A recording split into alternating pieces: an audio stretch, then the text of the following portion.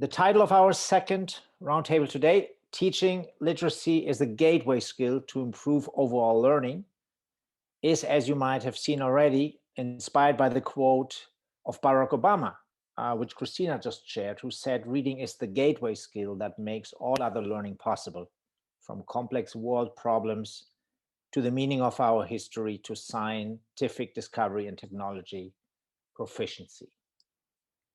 Over the next hour, we want to drill down on the importance of teaching solid literacy skills to boost overall learning outcomes. We want to talk about why reading is such a key element to learning and how we can improve literacy skills in our pupils.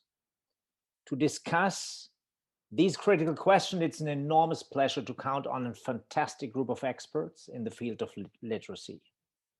Nell K, Professor of Education and Psychology at the University of Michigan, focused on early literacy development, particularly amongst children living in economic poverty. Zara Davies, author of Talking About Oracy, which focuses on the development of effective communication beyond the parameters of the classroom. She's currently an associate assistant head teacher and the head of English at EACT, Royton and Crompton Academy. Adam Bushnell, UK best-selling and award-winning author of over 30 fictional and academic books. He works in the UK and internationally in both state and private education, delivering creative writing workshops to children and adults. And finally, Kathrine Mortimore, Associate Assistant Principal for Literacy at Torquay Academy. She's particularly interested in tackling social inequalities through education. She's the author of the book Disciplinary Literacy and Explicit Vocabulary Teaching, which has recently published, if I recall it correctly, last December. So to get us started, and I stop sharing the screen, and we also have Kathrine now, welcome. To get us started, I would like to ask our panelists to each share an opening statement of up to 3 minutes with their initial thoughts. Please keep it to 3 minutes. In the previous roundtable, we extended time there too much. So we want to have really time for our discussions and then the questions at the end. This is also a short reminder to our audience. If you have questions, please use the Q&A tab. We will collect them during the conversation and then post a couple of the questions when we come to an end. So Nell, do you want to get us started? Yes, great. Thanks for the invitation to be here. I'm excited to share the virtual floor with these other panelists. So I'll talk very briefly about our topic for today. I want to suggest that the notion that first you do literacy and then you can improve overall learning is not quite the way to think about it. So a gateway, yes, but it's sort of a mutually reinforcing gateway. So from the beginning, we want literacy to be taught alongside knowledge building like science, social studies, humanities. We want to be developing oracy and cognitive skills at the same time as literacy, where they're each enforcing one another, and together they lead to improvement in overall learning. So I just wanted to make that point. Here in the United States, it's popular to say that first children learn to read and then they read to learn. And I've argued from research and theory that it really should be that they're learning to read and reading to learn all at the same time from the very beginning. I want to just point out how complex reading is. This is a recent attempt, and this is available at my website, nellkduke.org, if you're interested in learning more. A recent attempt just to capture the reader side of reading. This doesn't even get into the text side and the sociocultural context side. And we can see that there are so many different pieces, including self-regulation, that are necessary to be in place to read. And finally, I wanted to just point out that a direction I think the field needs to go with respect to the question of today's roundtable is really more around the application of reading. What's the point of it? What's the purpose? So I've coined this term, which may or may not help or stick, but compreaction, which is this idea of the combination of our comprehension and our action, the idea that we need to be developing students who not only can understand text, but do something with their understanding. So they use that understanding to learn or to be entertained or to be able to create something or to critique an argument or to understand and act on an issue in one's community. So those are just some opening ideas about how I engage with today's topic. Perfect. Thank you very much, Nell. And I hope we will get a little bit closer to the reading for what in the next hour. Let's continue with Zara Davies. Hi, Sven. Thank you. I will try and be quick with it. I promise. I do believe that, you know, on reflection, I have gone slightly overzealous with my PowerPoint, but I promise I can attempt desperately to get it down to 3 minutes. Obviously, at the moment, the main focus is on literacy and the development of literacy. But I think similar to what Nell has just spoken about there with this idea of literacy and the reading for knowledge acquisition, so too is this constant battle that's going ahead between literacy and oracy. It's almost like they are two separate entities, when actually, you know, when we look at research, we look at theories, we look at all of the different you know, ideas behind it, literacy is the ability to read, write, speak and listen. In essence, it is that effective communication, and it's basically everything interleaved together in order to create what we see as, or what can be perceived as, this gateway. The bottom line is, no matter, you know, what country you're from, no matter what language that you speak, this idea of communication that's brought around from literacy and oracy are what's desperately needed in order to provide that success post academia.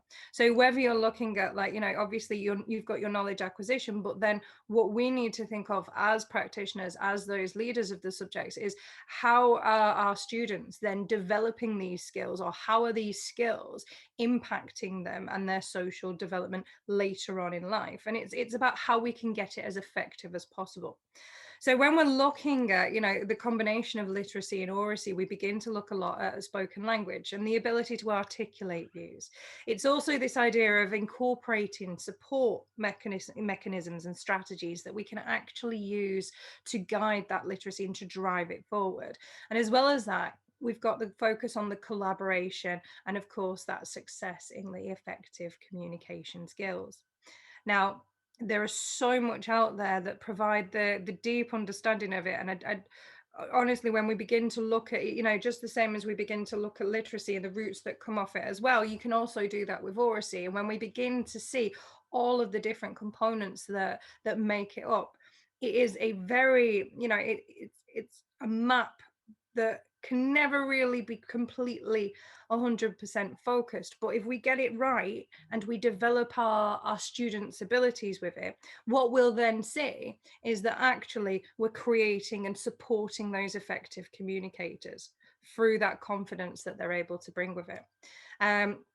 On the back of that, just a couple of UK-wide oracy focus points that we've had.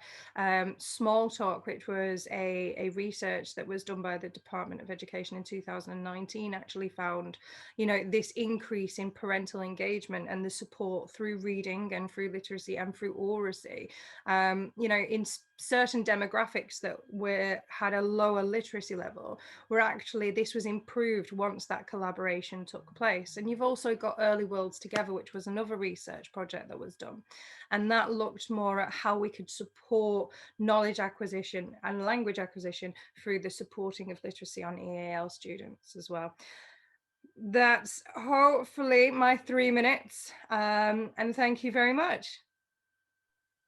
Thank you very much, Zara. And I hope we can come back to the idea you just mentioned on one of the charts, that all teachers are literacy teachers. I think this is a very interesting aspect. I would like to dig in deeper later. Next up, I would like to introduce the point of view of an author. Adam, please go ahead. You're not only sitting at home writing books, but you're frequently visiting schools and classrooms, so you know the situation about pupils and reading. What are your thoughts? Well, thank you so much for having me. It's a real pleasure to be here with so many interesting people who've done such amazing research. I agree with every single word that's been said so far. So it's all good stuff. Yeah, you're right. My job is being an author, but I don't consider that my main role. My main role is traveling to schools across the UK and previously internationally until recent events. And I try and help children to find their own written voice. That's what I'm trying to do. So it's really interesting hearing Sarah talking about Oracy, because Oracy is at the heart of what I'm doing in schools. Helping children not to just replicate a written voice that they've read previously, but trying to find their own inner voice that they can express orally and then express through the written word is really the structure that I'm looking at on a daily basis. So I use lots of different devices for that. I might use some storytelling where I'm reading, but I'm telling a story from my own books or other people's books. But I'm also using artifacts. I'm also using the outdoor classrooms. I'm also using images, and I'm using props, and I'm using videos that we might watch, and I'm using lots of different stimulus to get children talking. And once they're talking and they're expressing their own views, and they're talking about things that interest them, they're talking about things that enthuse them, then that hopefully leads to something that they want to write about. And for me, that's the key for all of this. When children are inspired and they want to write, then I consider that that's my job, not done, but that's my job to kind of hopefully provide that stimulus. Now, reading is the backdrop to all of that. For me, as a writer, you can't be a successful writer unless you're a successful reader, which we can explore in lots of different ways. But for me, it's a symbiotic process where reading is breathing in and writing is breathing out. And that you can't have one without the other. The more children read, the more children talk to each other and express their opinions. That's where they begin to find themselves, that they can become the future authors. And so just to give you an example of today, I was working in a school in the northeast of England, and working with reception, so like kindergarten sort of age, and working with year one, so you're talking about 5 and 6 year olds. For me, that's the age group that's been most impacted by these lockdowns, by the virus, because they've missed huge fundamental foundation stages of their education. And they've either had too much adult time or they've had too little adult time. And they've certainly not had time where they're interacting in larger groups that they're now expected to do. And so it's within these social circumstances that I'm trying to use different strategies to teach them to find their own written voice. And hopefully, as this evening goes on, or as this session goes on, I'll be able to give you some more practical examples as to how we can achieve that. I tried to keep that under 3 minutes. I hope that was all right. That's wonderful. Thank you very much. We will have sufficient time to talk a lot more. Finally, Kathrine, please go ahead. Hello, thank you so much for having me. It's been absolutely brilliant to hear already the presentations of everybody that's gone before, and to sort of see, I'm really curious to see now your the slide that you had about learning to read. I just think that looks fantastic, and I think it's kind of a more advanced version of a slide I'm going to share in a moment. So really curious to look at that a bit further. So I'm Kathrine Mortimore. I'm a literacy lead at Torquay Academy, which is a school that for many years has had really kind of struggled with attainment, but in recent years has really significantly improved. I've researched tackling educational disadvantage. Back in 2012, I did a master's and was able to specialise in this, and it really kind of sparked a fire, I guess, in understanding the strong connection between literacy and literacy ability, and exactly as the topic of our discussion is today, that as a gateway to overall learning, and been able to sort of take that forward with practical methods of how you can close that attainment gap within schools, as is run through within my book. So I just wanted to start by sharing very briefly a really small scale research project that was actually undertaken within our own context in our own school. And I'd really recommend, if anyone has this data, to do this comparison. We've been doing the same like for like reading age test with all of our year 7s when they first arrive. And we're able to compare, because we've been doing that for the last 5 or 6 years, with their reading age when they first join us in year 7 to their likelihood of achieving 5 standard GCSEs, including English and Maths, when they leave us at the end of year 11. And what we found was quite stark and actually had quite a profound impact on our senior leadership team, which is why I kind of recommend that people do this in their own context if they can, particularly if they're sort of struggling to raise the profile of literacy. Because we found that 87% of students who arrived with a reading age at their chronological age of around 11 or 12 did go on to achieve that benchmark measure in the UK as being what we consider to be the passport to the next level of educational qualifications. Whereas if they arrived with a reading age of between 9 and 10, only 46% of them actually went on to achieve that wider success. So I think we've kind of proven in our context how significant literacy is as that gateway skill to other subjects and success across the board. So I've drawn very strongly on the recommendations of the Educational Endowment Foundation, which is that number 1, prioritise disciplinary literacy, which is, I think, something that all of us have been talking about, is reading, how we can integrate reading and writing and oracy throughout our subjects across the curriculum, and then also that targeted vocabulary instruction in every subject as well as the second recommendation.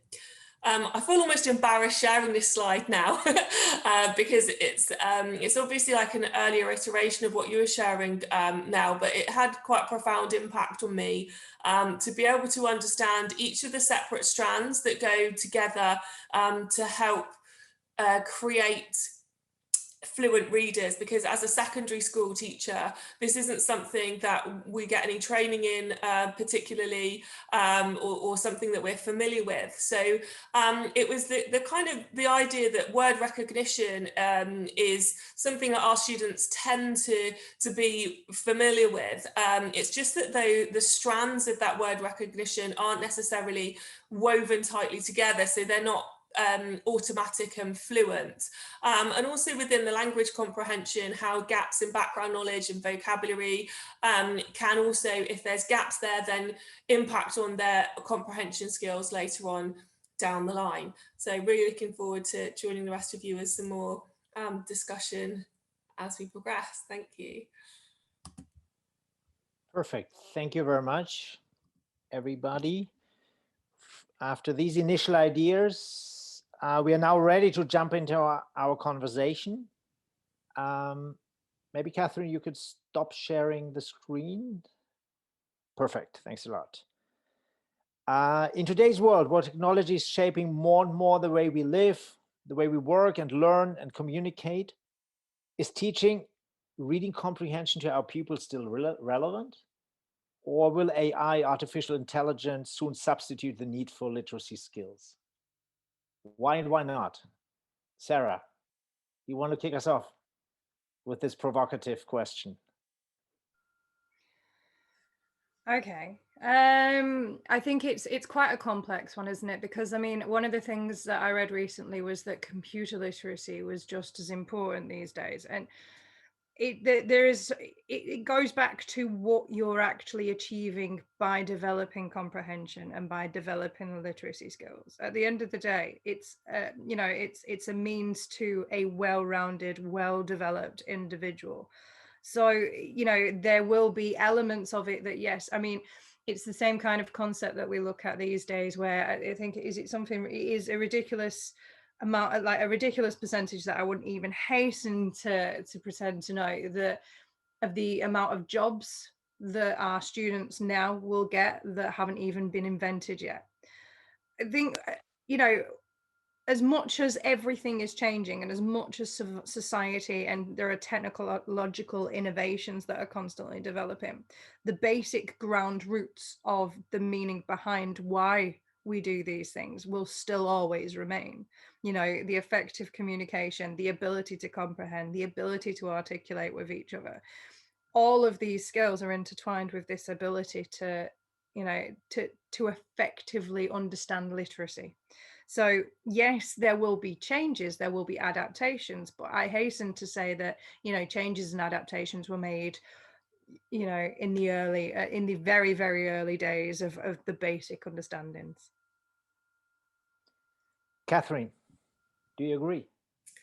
Absolutely, agree with everything that Sarah says, and to go back to your original question as to whether or not artificial intelligence will substitute the need for literacy skills and somehow replace it, I actually think that advances in artificial intelligence have the reverse problem, in that actually there is never a time where our young people need to be more advanced in their literacy skills. And I actually think advances in AI has created an additional layer of complexity that our young people need to navigate. So if we consider the relationship between the spread of misinformation by certain political parties, and I won't name any names from any nation across the world at all, but the relationship between that and our access to a free and democratic society, and how you could argue that our very democracy is under threat by this spread of misinformation, fake news, and the way in which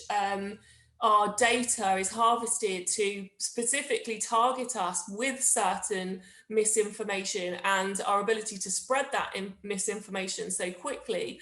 I think there's even more of an impetus on us, not just to develop those basic literacy skills that we've been talking about for reading and writing, but also develop literacy skills in the modern world and the use of social media, and really kind of appreciate the source of information and the search for truth, and how students can navigate that is incredibly challenging. I think it's something that we don't do enough of in schools, to be completely honest. And that's something else that I think we should be considering as part of this discussion. Yeah, definitely. And many things come down to critical thinking, right? The ability to critical thinking, and that requires normally a lot of literacy skills. Nell, do you want to add anything to the things that have been mentioned? I agree with what's been said, and I think the proof is in the pudding, that when we go into the internet and we look at any given site, although sites are much more multimodal than text used to be, right? There's more likelihood of visuals, there's more likelihood of interactivity, hyperlinks, different kinds of video. The print is still there. So what it suggests is we've got to continue with developing basic decoding skills, but we have all of these other layers that have been mentioned as well. Wonderful. Adam, you're an author, you depend on children who read, right? But I just realized through your writing exercises and writing workshops, you're building your own readers, I guess. So what are your thoughts from a creator's perspective? I suppose so. I mean, it's interesting. I'd like to jump on something that Nell and Christina were saying there about the whole kind of AI and the need for, we still need to read, and we still need to develop our own literacy skills. I was reading recently George Orwell's Animal Farm. And when you read that book, it's incredible how it depends where you are in your life as to how you take who the characters are. So when I was reading Animal Farm recently, and you see this kind of dystopian structure that's in place, I'm thinking fake news. I'm thinking, like, you know, I'm also thinking of 1984 and sort of Big Brother and being controlled. Whereas when I read those books when I was in school, I was thinking that it was the education system that I was in at that time. And your perspective almost shifts according to where you're at that particular time. So as a reader, you're not necessarily perceiving things that the writer wants you to. You're perceiving things from your own perspective and viewpoint. And also, interestingly, jumping on something that Sarah mentioned earlier as well, about as an author, I want my books to hopefully help children, to help them to become well-rounded individuals. And I suppose that's the power of books, is that, you know, we can allow children to be transported so that they know exactly what it's like to be a person who is living in a refugee camp, or is living on a different planet, or is an entirely different species. We can get them to imagine what it's like being a mouse, being persecuted by a group of cats. We can get them to imagine all these different things. And so that's why I think that reading's so important, as well as all of these key skills that children will need for their future in whatever careers they have. It also teaches them empathy.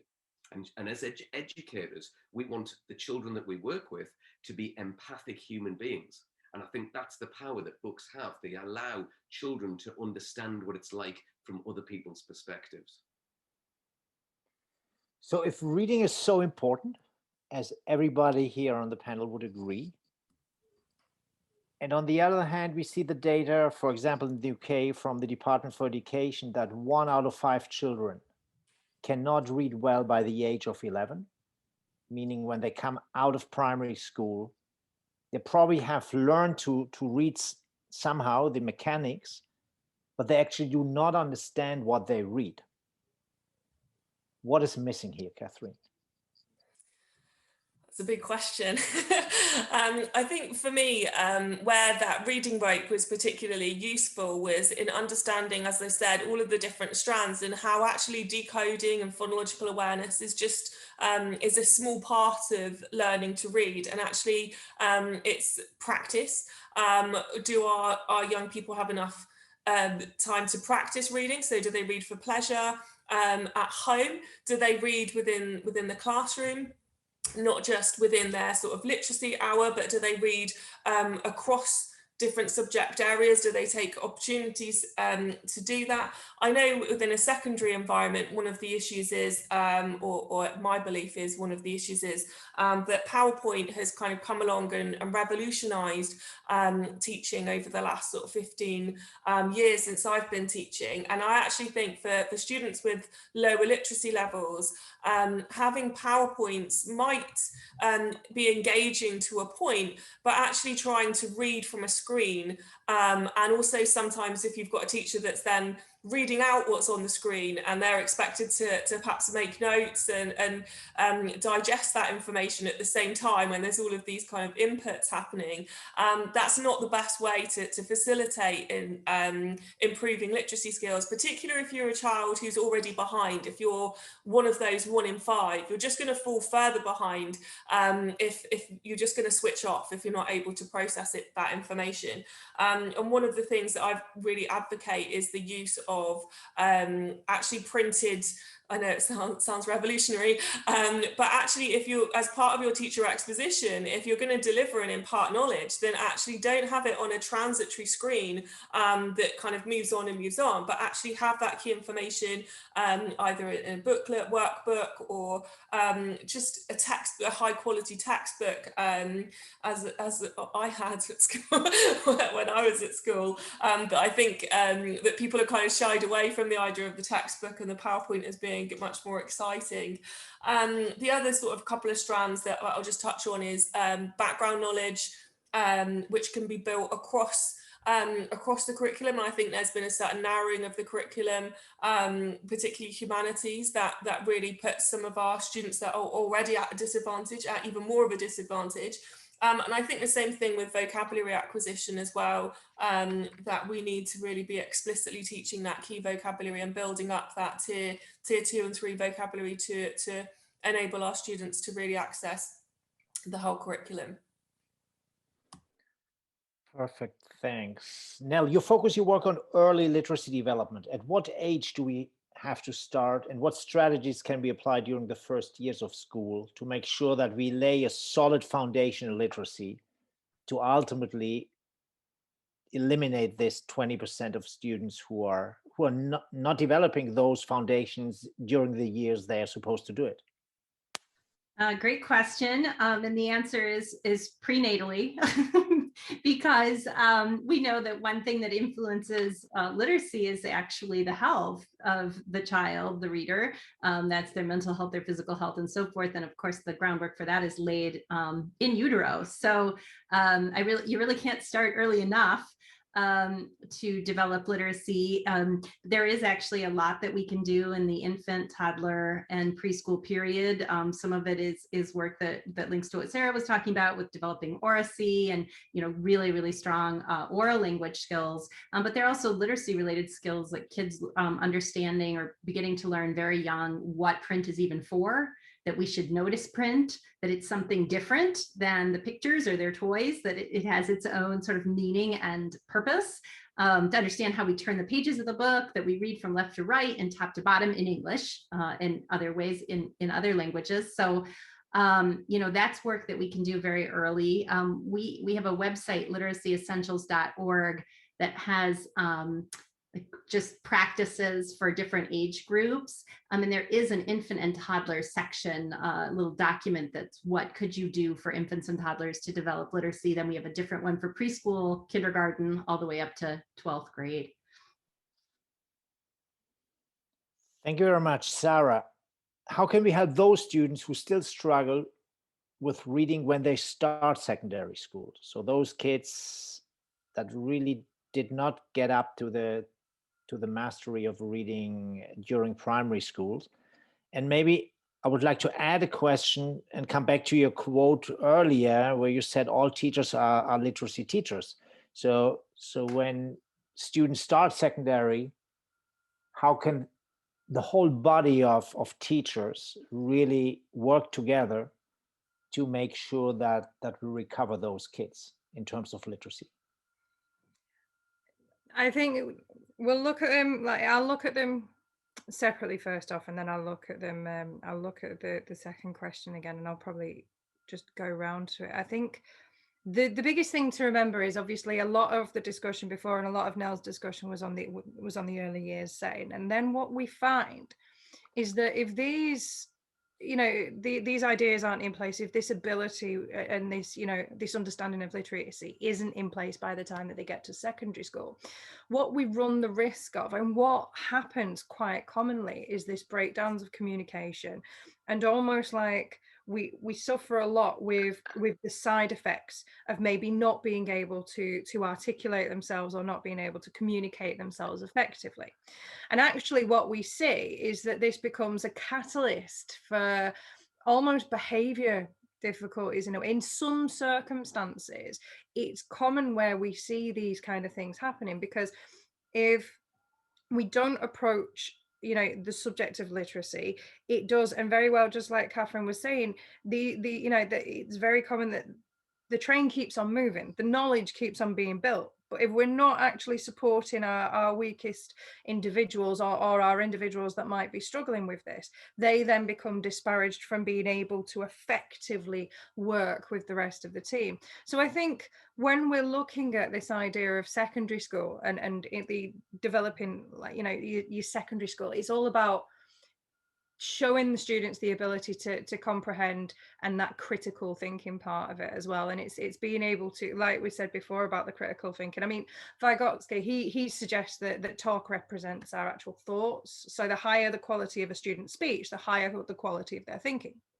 So when we're talking about all teachers being this, being teachers of literacy, it's exactly that, because what we are all aiming for are these higher thinking, and critically thinking students.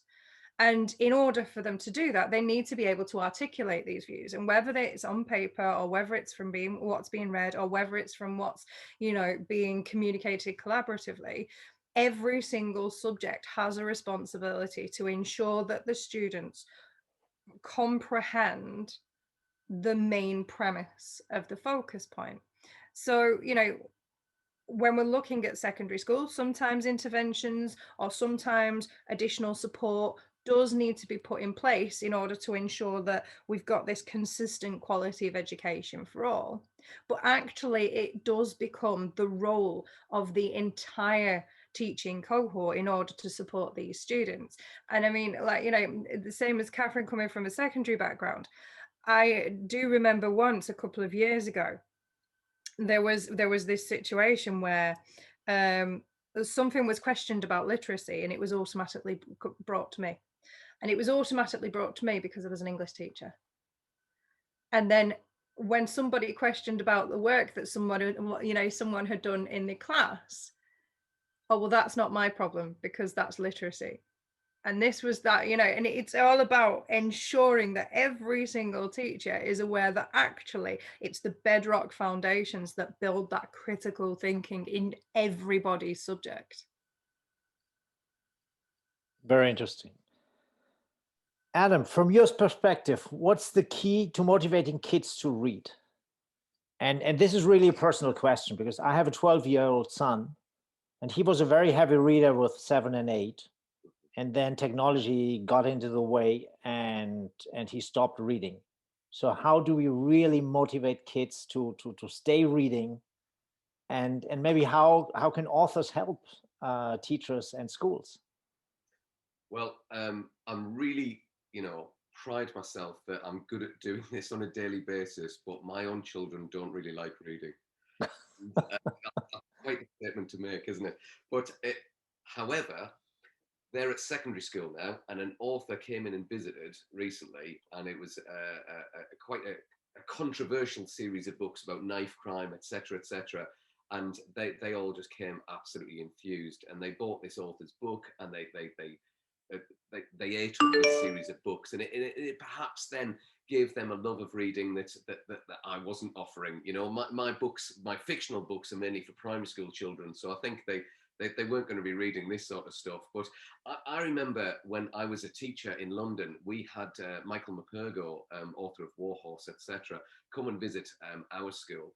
And that impact on that school was fantastic. I was an NQT, I was in my first year of teaching, and I really then saw the power of an author visit. But the author visit has to be right. It's not about book sales. It's not about authors turning up and hard selling their books. It's about authors showing their own passion and love for reading that's then hopefully infectious for children, so that what then happens is that the children want to read themselves. Because it's the same with teaching anything. When I'm teaching now as an author, when I was teaching in the classroom as a teacher, if you don't love what it is that you're talking about, then the children aren't going to like it. And we have to be the most infectious people. We've got to be almost evangelistic about reading, so that children then choose to read for pleasure. And for me, that's the biggest key to all of this. Children read all the time because they have to, whether it's an email, whether it's a text message from their friends, whether it's something a Snapchat message or something like that, but they do read. And they're choosing to read Snapchat messages or Instagram messages. They're choosing to read texts from their friends, but it's extending that. How do we get them to choose to read books? And I suppose that's something it's a huge question, but I think an author visit is a good step one. I would say that because I'm an author who visits schools, but I'm not necessarily saying it for that reason. But another step is just seeing reading truly celebrated in schools and having children recommending books to children. I think that's something that is absolutely essential for schools as well, because it's all very well us as educators recommending certain books for children, but when children start recommending books to each other, that's a fantastic thing to see.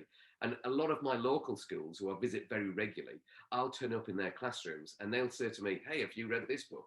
And I'll say, "No." And they say, take it, read it. Let us know. Next time you come back to the school, then let us know what you think of it. And I just love that. I love it when children are celebrating reading and that they choose to read as opposed to choose to picking up the Xbox or looking at their screens all the time. What we want is to hopefully encourage children is to not spend their lives looking through a screen, because there's an awful lot of adults who do exactly that. I mean, I'm aware we're looking at screens now, but hopefully I'll pick up a book afterwards and I won't just look at a screen and spend my life, viewing either my phone or a television or an iPad or a computer. We want to show children that there's so much more that books can offer them. So true, but I'm a little bit relieved that your kids also struggle with reading. So it's not only me. So my children haven't read any of these. Nell, coming back to the idea that we have to develop literacy in all subjects, what strategies can we apply? Yes, so that broad umbrella that I know you have panelists here who've worked on is disciplinary literacy, right? So it's how do we read and write within specific subject areas? So how we read and write in history, for example, is actually different in some pretty fundamental ways from how we read and write in chemistry.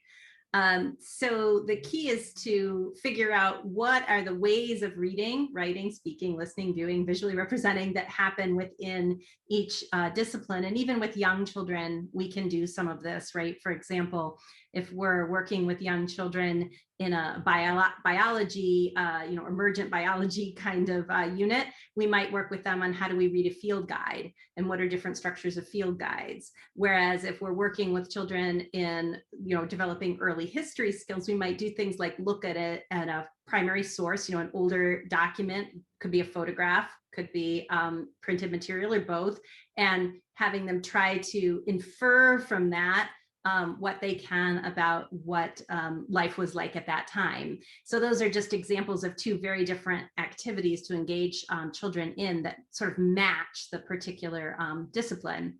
And then we teach our comprehension strategies, we develop our vocabulary and so forth, led by what's appropriate for that discipline. Very good. Kathrine, do you want to add anything to that? Yeah, I completely agree with all of that, absolutely. And I think that's where we sort of start to see, rather than literacy being an add-on, literacy being an integral part of the instruction of being a good teacher, effectively. And I think a couple of things that we might not kind of even think of as improving literacy skills, but are part of good teaching that kind of, I think, tie into disciplinary literacy and also tie into that reading rope.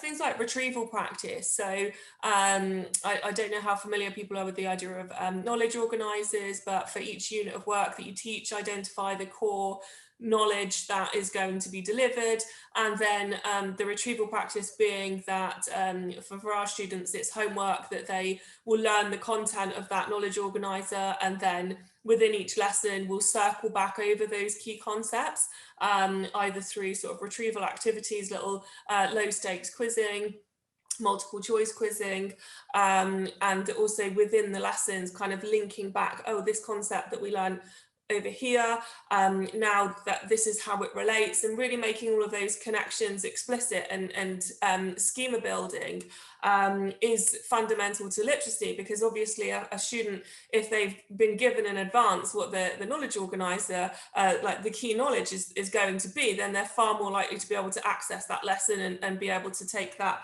understanding to the next level.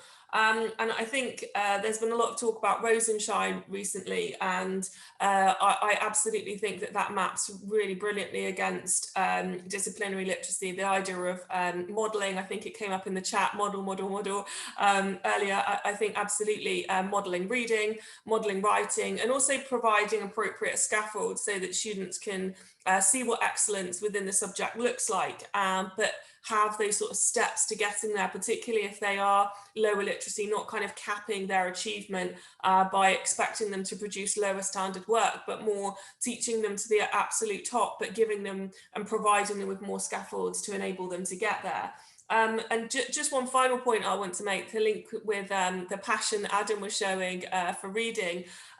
We've actually found that our tutor reading program has been really effective, I think, in doing a lot of the things that you're talking there about, Adam, in terms of every teacher within the school who has a tutor group, whether they're a science teacher, maths teacher, PE teacher, they will read aloud a novel which is appropriate for the year group, so whether it's year 7, 8, 9, that is we found works really well for us in different contexts. It might be different, but is to actually have a book that's just the right level of challenge, so it's not too challenging that they're going to be put off, but actually is at its heart a fundamentally excellent story and really engaging story that teachers of all subjects, that's what they experience every morning, that's the first thing they do. They come in and they are read aloud to, and they listen to a teacher fluently reading, exploring sort of unfamiliar vocabulary, I can't even say it, vocabulary. and we try to really pick books that are like the beginning of series, so they can read the first book and then they're inspired to then go on to read the next one for pleasure. So yeah, that's a couple of, I could talk all day about this, you could probably tell, but those are a couple of ideas. No, that's a great idea, and that relates to the next question.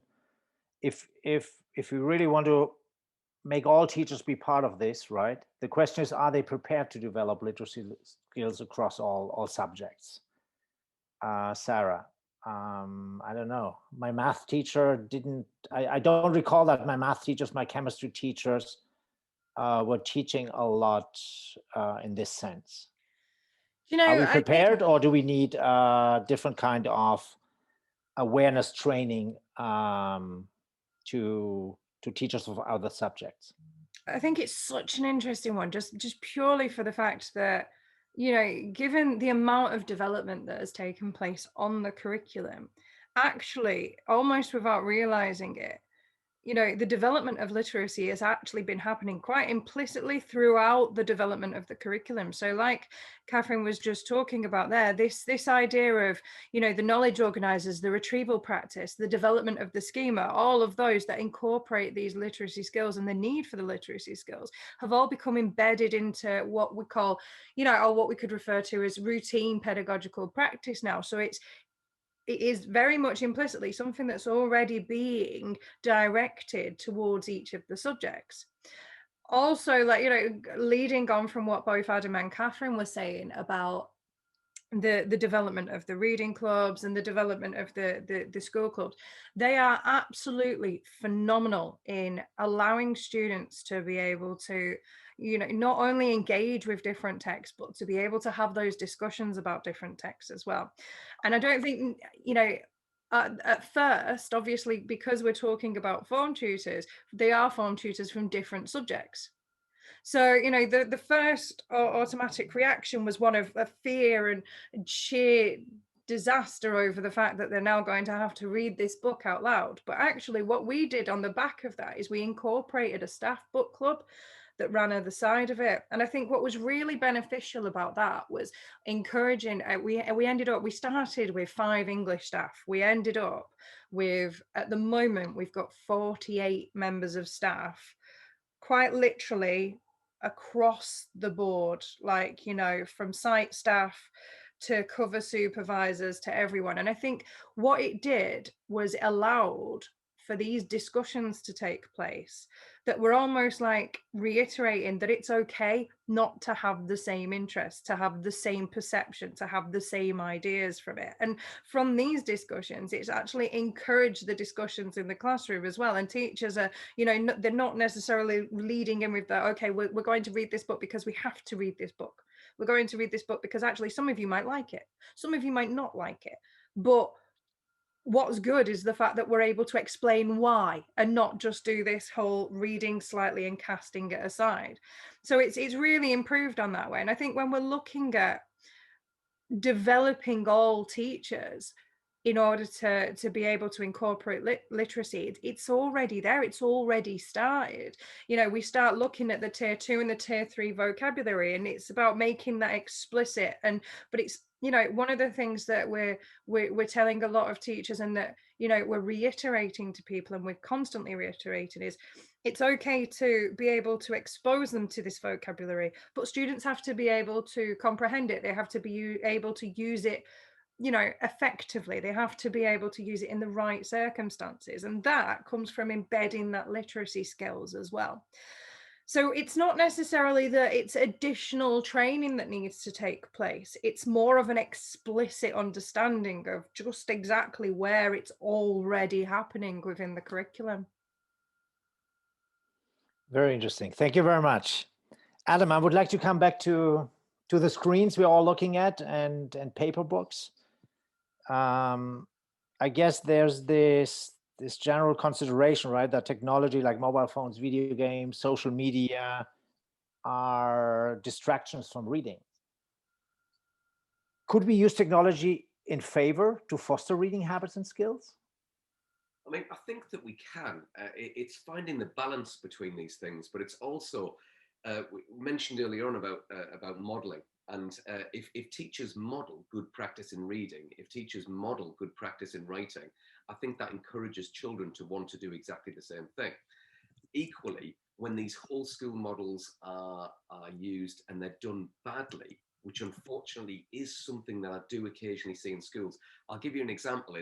I went into a school where on every single classroom door, whether it was the caretaker's door, the janitor's door, or whether it was the a year 3 teacher's door, or whether it was the head teacher's door, everybody had a sign that said, this month I am reading, and then it was the name of a book. And I went back to that same school a year later, and all the same books were all still written there. And all that does is send a clear message to the children that reading is not important, that that's done purely for display purposes. Children aren't silly, they pick up on these things. Whereas the sort of stuff that Sarah's talking about, where you've got all of these staff who are all reading in their tutor groups, etc., something that's actively done every single day, I think that really encourages children to move away from the screen. Yeah. Having said that, I do work with, I do use a resource called the Literacy Shed, which is a resource that it is worldwide, but it's, you know, it was based in the UK originally. And Literacy Shed is basically a website with a shed load of animations, where it's all short animated films that lead to creative writing. And I use those videos. I work with Literacy Shed quite closely, and they are fantastic, but equally, they're not as good as a book. They're fantastic for children as a bit of a stimulus towards encouraging them to read something.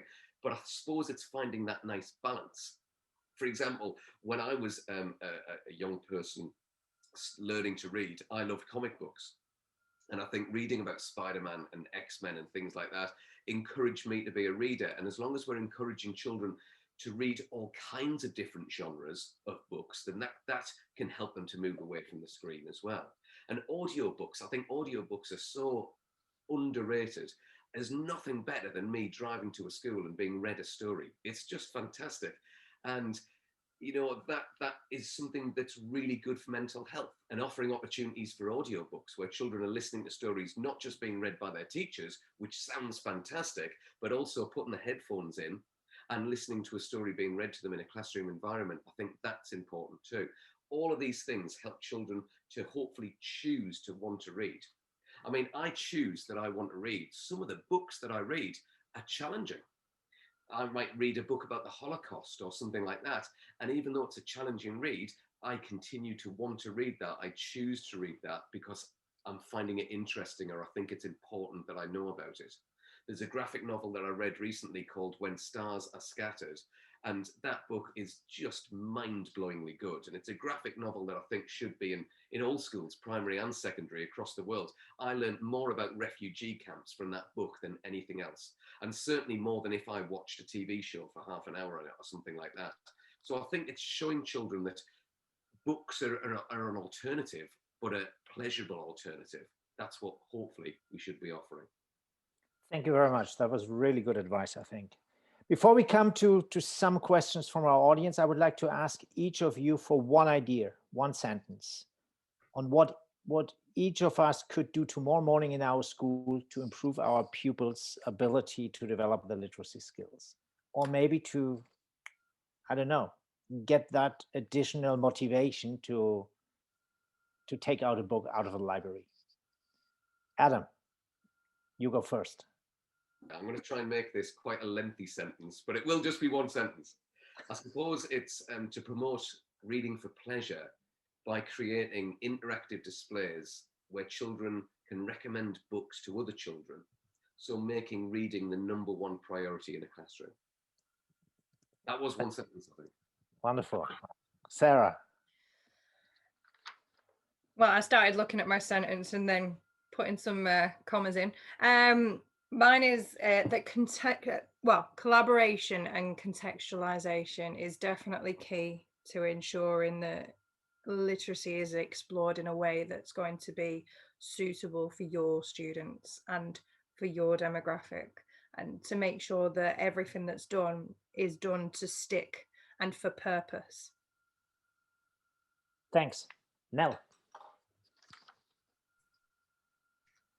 Teach children explicitly everything you want them to know, and then give them lots of opportunities for application, not least through project-based learning.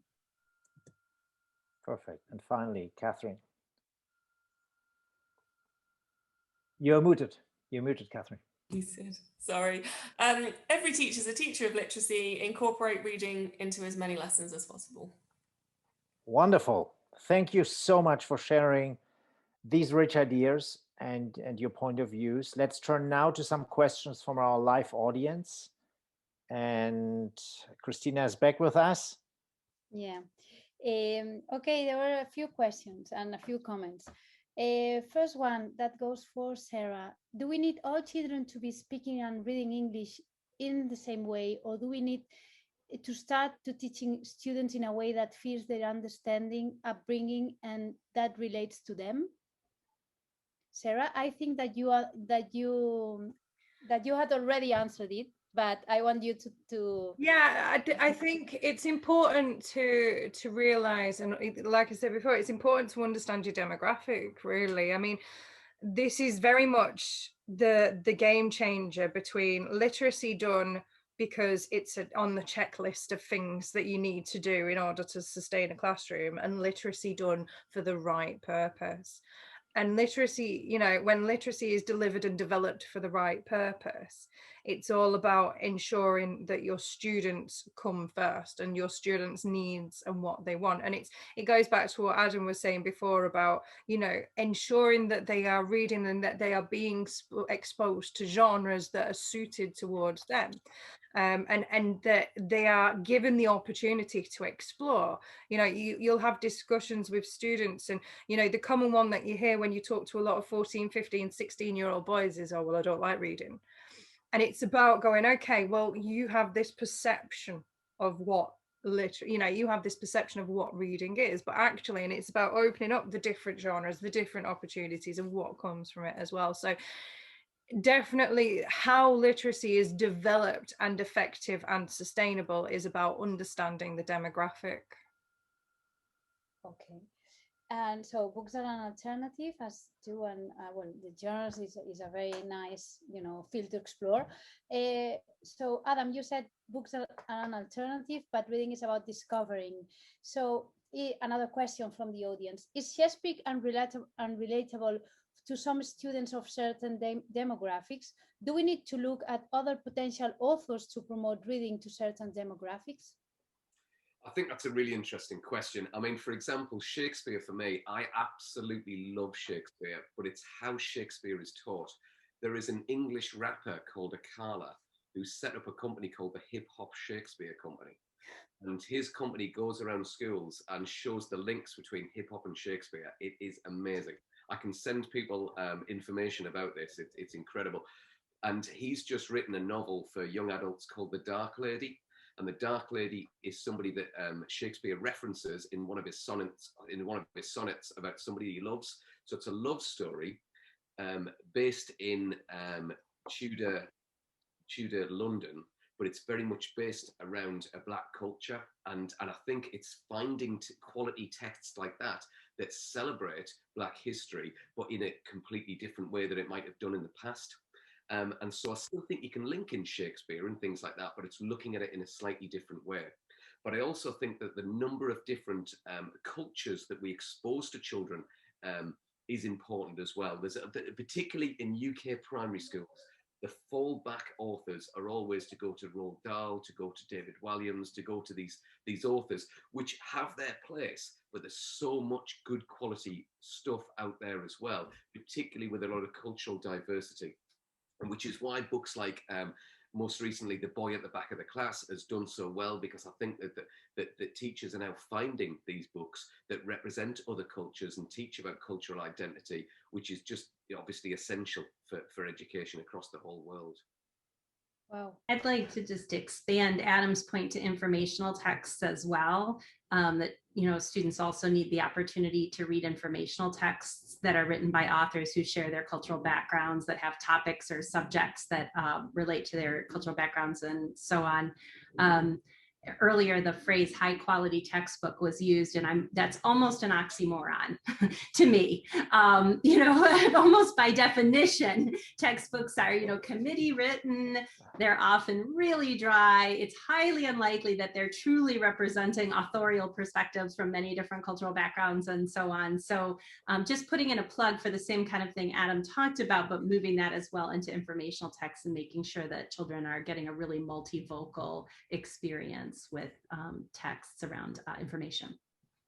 Wow, very nice. And another question to you, Nell, then. How can we improve learners' literacy in upper primary? Did you say for me? Yeah, please. Sorry. Yeah. Great. Okay. Yeah. So, I mean, the first thing to understand, which has really come up already, but is just that students may have difficulty with literacy for a number of different reasons. So figuring out the source or sources of their difficulties and therefore also their areas of strength is really important. So for a student who's still struggling with decoding, and we certainly have students where that is, you know, the major issue all the way through schooling, right? That those students need a different kind of emphasis in their literacy education than a student for whom their issue is really that their content knowledge and vocabulary isn't a great match for what is assumed by the authors of text that they're reading, right? So really what I harp on all the time is needs-based small groups. So seeing students in small groups, which we know is a more powerful format for engaging with students than the whole class, and then having those small groups formed based on students' needs, which could be their strengths and needs profile, it could be their interests, it could be where they just need some additional reviews, support, practice. So I think needs-based small groups in upper primary is really critical, because by that point, there are an array of needs and interests that students have that need to be addressed. So the answer is a personalized literacy path. So, no, right? Something like this, right? Would be? Okay. And Kathrine, the last one goes for you. How can we teach them in harvesting the right information while they are targeted and regarding their behavior, which could be peculiar, or, you know, what they are not, you know, how they behave in social media and in internet can really make them see information that is not correct, fake news, and how can we teach them on this specifically? Well, this is something that we've actually done quite a lot of within our context. So within English language, there is a persuasive writing unit of work where they both have to kind of critically look at two texts and the different authorial perspectives and analyze that from a reading perspective, and then they write their own arguments. And we kind of take that as an opportunity to deliver some core content and knowledge. So we teach them explicitly about the Cambridge Analytica scandal, for example. We teach them about the Donald Trump election campaign and how Twitter was used, like how disinformation has been spread. Like we that is a unit of study for us, which I mean, I guess in English, we're very fortunate that because it's skills, you can kind of choose the means through which you teach those skills. So for persuasive writing, you could teach them about Marcus Rashford with the free food campaign, the free school meals campaign, or you can choose whichever you wish. So what we choose to do is specifically teach them about, as I said, social media, and that's part of a broader unit of work where we just look at issues that are likely to particularly engage them and also that are likely to come up on the exam. So we kind of give them sort of pre-prepared ideas that they can then construct their own arguments around. So the generational divide, for example, would be something else. That the Grenfell, I don't know if you guys are familiar with the tower block that was burned down in London, and the all of the kind of complexities behind that in terms of the legislation that was removed in order for that particular cladding to be able to put on that building. So there's lots of, I think, actual content there that they can be taught, which will equip them with the skills that they need to be able to be just that bit more critical when they're looking at their social media feed and they're seeing some of the clickbait articles that come up, and say, what is the source of that article? Why is the headline been written in that way? What's the political standpoint of that institution, and what is it trying to make me think? I think it seems like it's an impossible task, but actually when you break it down, there are some very specific pieces of knowledge that you can deliver to equip them with that.